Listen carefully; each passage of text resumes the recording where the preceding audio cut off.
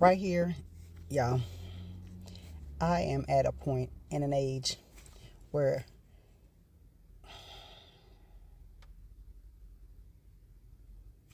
just looking around and just living and just hearing people and watching people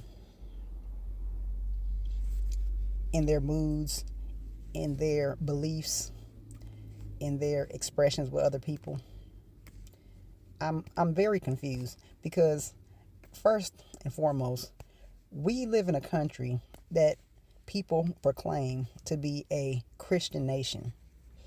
And my problem with that is that people need to quit playing around with religion. And I'm going to keep it real. If you're going to be a Pharisees, or if you don't even know what a Pharisees is, then it's kind of mind blowing because we live in a country that proclaims to be Christian in the majority, but yet the very same people who claim to follow Christian values and morals do not care if their neighbors starve and do not care if their neighbors suffer. Jesus did not find a way to discriminate based on color, sex, religion, none of that. So I'm very puzzled as to how people relate their faith with their lives when they don't intermingle. They claim to care about other people, but yet they'll sit up on the internet and say the vilest things and talk about how people are illegal and how people are immigrants that are not wanted and things like that. And it's very true that a prophet is never appreciated in his home. And it's also true that in this place, which is my home, the truth is people are so reluctant to face who they are. They are reluctant to stand and rise to the morals that they want to hold everybody else to. They want to force the Ten Commandments and force their religious views on other people while misusing other people and taking advantage to gain in material possessions. And if that's not the most unchristian thing I've ever heard of, I don't know what is. I'm not a religious person, not in the context of organized religion. However, I do believe in the Most High, and I believe that organized religion forces people into a box where they turn their backs on the actual meaning of it, which is people and how God wants us to treat each other.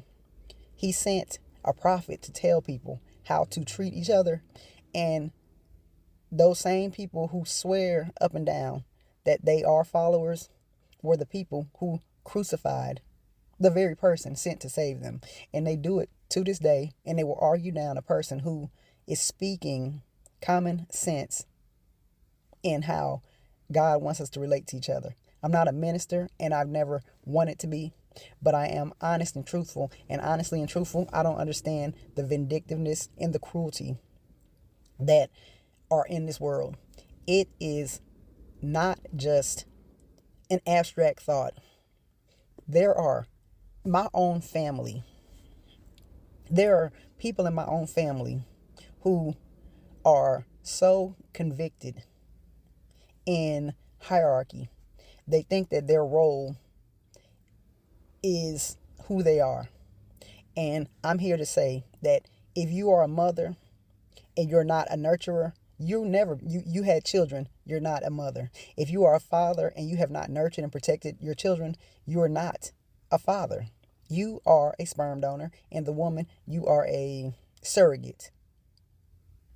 In all actuality, every woman is a surrogate to God because we bring forth the seed of life. So nobody can come at me and claim their Christian morals while spitting on the very morals and the very things that they claim that they're about. We have people in our people who are leaders in our government who are only concerned about lining their pockets. And then we have a strong majority who don't have a problem with going against their own purported religious values and sticking by policies and actually cheerleading policies that harm other people. And they're not contributing any more to this system than anyone else. I hate to say it, but I hope the whole system collapses. I'm talking about to the point where people are like Stone Age. I really do. I think that that's kind of like the Tower of Babel, when everybody got together babbling nonsense, everything but what's right, so that they could promote the ridiculousness of their fleshly desires and really take pleasure in deciding who gets resources and how they use them. That's where we're at in this land of the free, home of the slave. That's where we're at with this. And people, it's the same thing with slavery. When people say it happened a long time ago, since I said slaves, whatever, it doesn't matter how long ago it happened. Do you want to deny the historical impact that it has on future generations? I mean, look at it realistically right now. If a family member, if a mother or a head of household is in a tragic accident and her life is ended, her children's future projection changes significantly in that. And that can impact future generations. People want to remember the Holocaust, but they don't want to remember the Holocaust in their own backyard. It's every human rights abuse. It's every time somebody stands up for the mistreatment of another for whatever reason, because somebody made a border on a map, because somebody decided that they wanted dominion over what wasn't theirs in the first place. And that's how I honestly feel. If we go back to the Stone Age, like I want infrastructure to collapse. I want it all to collapse. That's what they want. That's what they want. They want you to give your life and every piece of energy you have for the basics of survival.